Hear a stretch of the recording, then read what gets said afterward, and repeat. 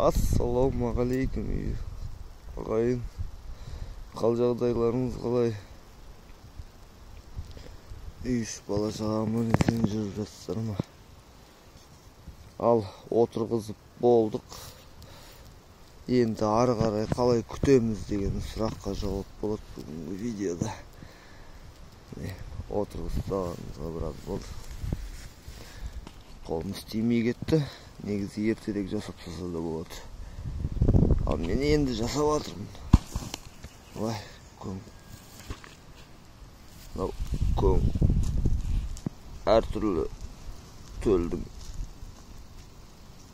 қиы бетіне былай жауып тастап жатырмын. Кеппейді. Астында ылғал, көбінесе ылғал жатады, ылғал қашпайтын болады. Мына жақта да солай жасап кеттім.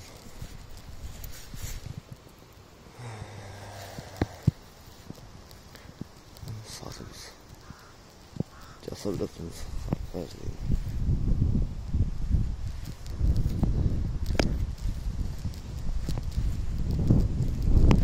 Осылай жасап тұрсаңыздар болады. Сонда ылғал жатады астыда.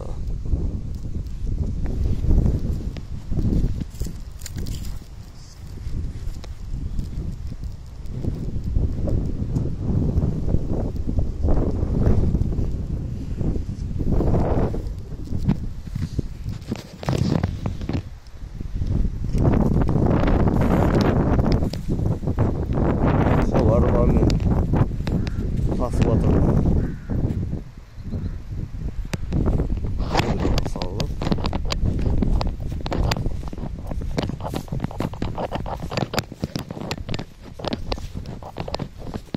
Осылай жасап тұрсаңыздар жақсы болады. Астына шылау үшін пайда болады. Дым кетпегеннен кейін күннің ыстығында дымның астында су болып жатса, астында шылау үшін бізде жерде шылау үшін бар. Жауыннан кейін шығатын бетіне қарай. Қазып кеп қалсаң ана қар балыққа барған кезде аламын ғой.